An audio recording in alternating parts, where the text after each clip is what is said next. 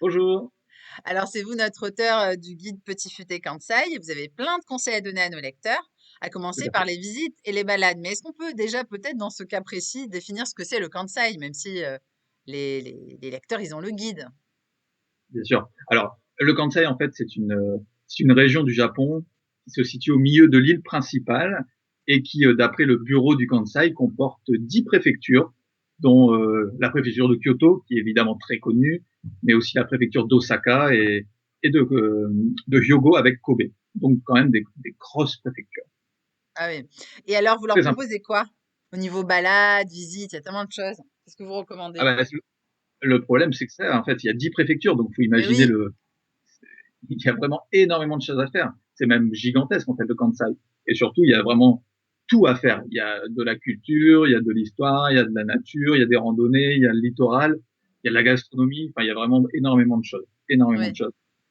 Et puis, évidemment, il y a les mastodontes du tourisme. Il y a la ville de Kyoto, la ville d'Osaka, la ville de Kobe, Himeji, tout ça. Donc, il y a énormément de choses à faire. Il y a vraiment énormément de choses. Mhm. Mais si on veut on va dire, parler de petites pépites hors des sentiers battus. J'ai vraiment eu un véritable coup de cœur pendant la découverte du Kansai, là, pendant plusieurs semaines. J'ai découvert en fait la commune de Sasayama, qui se situe à Hyogo, dans la préfecture de Hyogo. Et donc Sasayama, c'est à peu près à 1 heure de train de Osaka. Donc c'est très très pratique, un train direct. Et en fait, dans cette commune de Sasayama, il y a un quartier qui s'appelle Fukusumi, et ce quartier, donc il y a quelques kilomètres du centre de Sasayama, c'est vraiment j'ai adoré ce quartier. Alors je le représente comme ça, faut imaginer une très longue rue perdue au milieu des rizières, bordée de petites maisons japonaises remises au goût du jour. Et en fait, les habitants de ce quartier, euh, comment dire ça, ils font tout pour créer une sorte de petite communauté d'artistes, d'artisans. Donc on a un peu l'ambiance hipster au milieu des rizières, c'est vraiment excellent. Et chaque artisan a un domaine on va dire ouais, un domaine de prédilection. Donc on peut trouver dans cette rue, eh bien, une boulangerie très sympa dans une ancienne maison. On peut trouver un café dans un ancien entrepôt, un café fait main, enfin c'est excellent. On peut trouver une petite brasserie de bière locale, on peut trouver un bijoutier, un vendeur de vélo qui fait justement des tours en plus de quartier. Et tout ça en fait crée une petite ambiance très agréable. On y passe un super moment. Et puis surtout, c'est pas encore connu, donc on se sent un peu seul au monde. Et c'est ça que j'aime maintenant dans le Japon, c'est avoir un petit moment à soi en fait. Donc Mhm. c'est vraiment conseillé. Fukusumi, dans la ville de Sasayama, dans la préfecture de Hyogo. Je le conseille. En tout cas, ça a l'air vraiment sympa, surtout que c'est méconnu. C'est un vrai bon plan futé, ça. On apprécie. Je suis sûre que les lecteurs, ils vont Voilà, adorer. Et je donc, valide. et au niveau des restaurants, alors? Alors évidemment, voilà, là c'est pareil, hein, il y On a trop mange de pas que des préfectures, donc sushis, on le sait, ça. tout à fait, tout à fait. Alors moi, justement, si on parle Kansai, dans le Kansai, il y a la ville de Kobe, donc qui dit Kobe dit bœuf de Kobe. Et évidemment, les visiteurs, les lecteurs diffusés vont vouloir découvrir le bœuf de Kobe en allant euh, dans le Kansai. Mais le problème Mhm. du bœuf de Kobe, c'est qu'il est extrêmement célèbre et sa réputation fait qu'il est extrêmement cher aussi. Eh oui. Donc, le problème, c'est que c'est un coût pour le porte-monnaie. Mais le Kansai, c'est aussi une région qui propose d'autres wagyu, donc le bœuf japonais, des fois aussi bon presque que le bœuf de Kobe, mais comme il n'y a pas le nom Kobe, c'est beaucoup moins cher. Donc moi, pour les lecteurs du Petit Futé, si vous voulez vraiment goûter le bœuf de Kobe, bah, peut-être que vous pouvez vous reporter sur un autre bœuf du Kansai, tout aussi bon, mais beaucoup moins cher. Donc on peut manger plus, peut-être dans un cadre différent, et surtout à un prix beaucoup moindre, un prix beaucoup plus intéressant en fait pour le visiteur. Donc, par exemple, on a le Omigyu qui se situe dans la préfecture de Shiga. On a le Matsusaka-gyu à Mie. On a le Wakasa-gyu à Fukui. Il y a plein de Wagyu dans le Kansai. Mais Et alors, si vous voulez, attendez je vous coupe. Mais quand vous dites plein de wagyu, c'est-à-dire tout ça, c'est des déclinaisons de bœuf wagyu. en fait, le Wagyu, c'est une appellation. C'est l'appellation du bœuf japonais. Oui. Mais donc le Wagyu, ça peut être un Wagyu de n'importe quelle région du Japon. Le bœuf de Kobe, c'est une appellation particulière du Ok. Wagyu. Donc, quand je dis par exemple Omigyu, c'est le Wagyu de la préfecture de Shiga.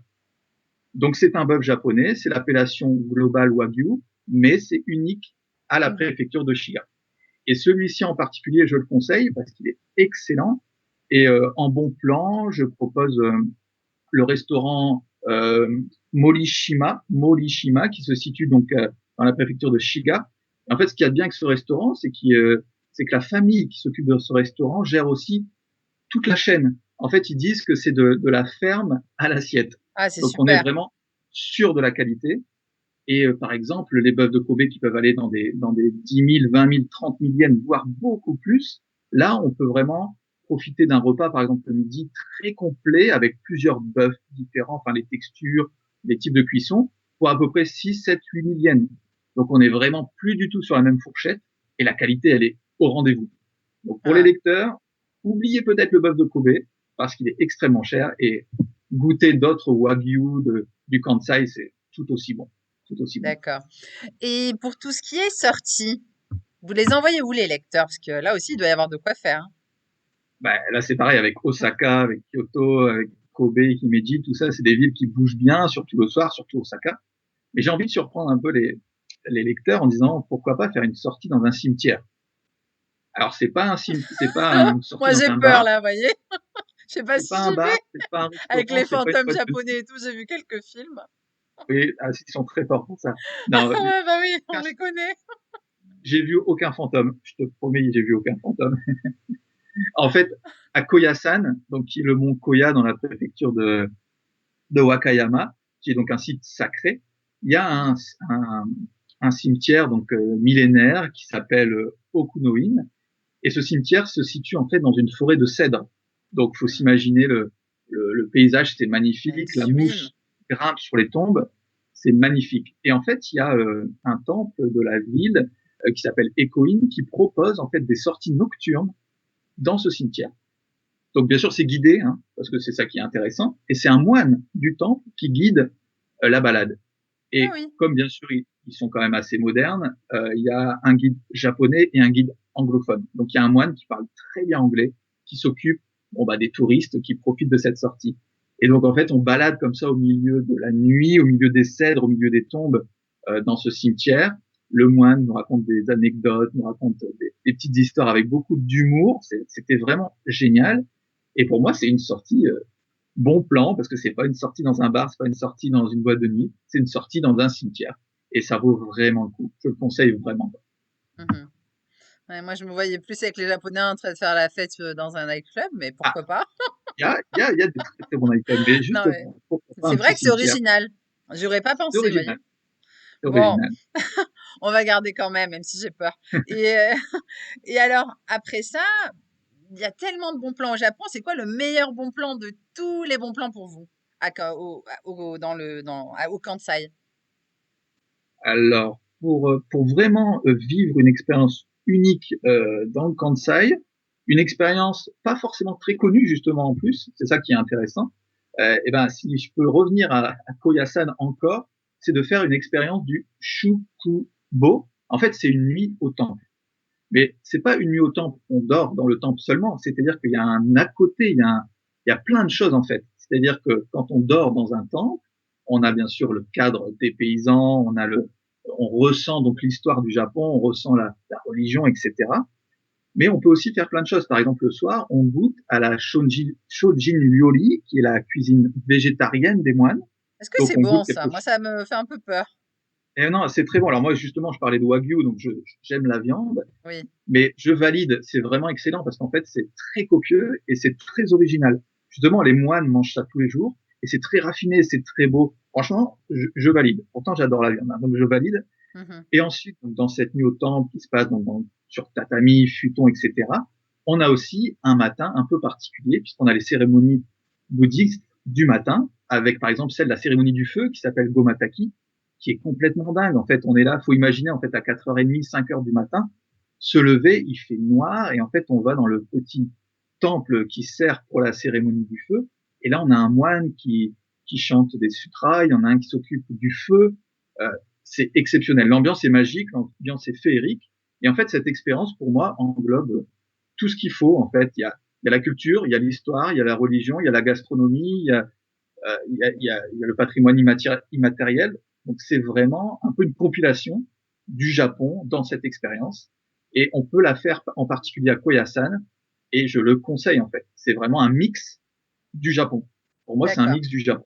Il manque juste la modernité, les mangas et tout, mais c'est un mix du Japon pour moi, cette Ouais. expérience. Ouais, c'est vrai que c'est le Shukubo, côté zen, on va dire aussi du Japon, qui est important bien quand sûr, même. bien sûr. Et puis on n'y pense pas en fait. On n'a pas l'impression qu'on peut avoir l'opportunité de dormir dans un temple quand on vient au Japon. Mhm. Donc c'est vraiment une expérience qu'on découvre sur place. Et c'est pour ça que je conseille en bon plan de la préparer à l'avance. Et comme ces moines sont quand même un peu modernes, on peut réserver à l'avance avec bien sûr les sites habituels de réservation. S'il n'y Mhm. a rien de compliqué en fait. C'est ça aussi qui est bien. Si c'était vraiment très compliqué, je le conseillerais pas. Là, c'est Mhm. super simple. Et c'est une expérience franchement superbe. Bon, en fait, on peut se faire plein d'amis moines grâce à vous, celui du cimetière, ceux des temples. À la fin, on est Exactement. béni, quoi. Et il y en a plein qui parlent anglais, donc c'est super en fait. Eh oui. Bon, et comme souvenir alors, qu'est-ce que vous leur Bon, recommandez à nos touristes là? Qu'est-ce qu'ils peuvent ramener chez eux d'un peu original? d'un peu original. Alors, selon mes goûts et donc un peu original, je dirais en fait une bière locale. C'est Ah, surprenant, hein. Mais il faut savoir que, en plus, c'est de plus en plus tendance. C'est vrai que les gens aiment de plus en oui, plus une bonne bière artisanale, plus absolument. que C'est les dans le monde grosses entier, je bières. suis d'accord. Exactement. Et en fait, le Kansai, enfin, le Japon en général, mais le Kansai euh, regroupe en fait énormément de petits brasseurs, de petites brasseries comme ça C'est fou. locales, et on peut découvrir en fait des bouteilles avec un design très sympa, des goûts bien sûr très agréables, très originaux, et puis surtout, bah, quand on l'achète localement dans une petite brasserie, on fait vivre ben, le commerce local, on fait vivre le brasseur, et c'est toujours mieux d'aller dans ce genre de lieu que les grosses boutiques de souvenirs avec le duty free et compagnie. Quoi. C'est vrai. Là, on est vraiment, on supporte en fait l'économie locale, et justement, je me suis dit, je vais peut-être montrer deux trois petites bouteilles. Je ne sais pas Oui. si vous voyez bien, par Ah, exemple, si, si. ce genre de design en fait très Mhm. sympa, Ah avec oui. les idéogrammes japonais. On peut garder Comme je la disais, bouteille même après l'avoir consommée, c'est génial. ça m'arrive de garder les bouteilles. Là, par exemple, très original, on a celle-là qui vient de Fukui et qui est aromatisée à la prune japonaise. Oh. Ah oui, c'est original. Et encore une autre où j'aime bien le design avec les kanji, donc les idéogrammes japonais. Très sympa. Donc on a le goût, on a le design, on a la surprise, et puis clairement, on a tous des amis, des membres de sa famille qui aiment la bière locale. Donc pour moi, C'est c'est un vrai. cadeau à faire, vraiment. Et c'est Oui. très facile d'en trouver parce qu'il y a énormément de petites brasseries comme ça dans le Kansai. Et évidemment, une, ça va, deux, ça devient lourd, mais c'est un petit cadeau à faire, vraiment, ça vaut le sacrifice pour la valise. Mhm. Bon, merci beaucoup, Julien Loup, pour tous ces bons plans petit futé. On sent que vous êtes Merci. quasiment un local, hein, vous connaissez tout. Et c'est ça qu'on Alors recherche quand on a j'habite un pas dans le guide. Kansai, mais j'ai vraiment appris à aimer le Kansai grâce au guide, en faisant ce guide. Donc oui, je recommande le Kansai. C'est une très très belle grande région. Et il y a vraiment beaucoup de choses à faire. Ah, super. Vraiment. Alors, bonne continuation à Tokyo. Et je dirais, allez, hein, je connais quand même un mot. C'est arigato gozaimasu, je crois. Merci beaucoup. Très bien, exactement. Avec l'accent, c'est super. Waouh, Merci beaucoup. je connaissais que ça. Allez, au revoir. Merci.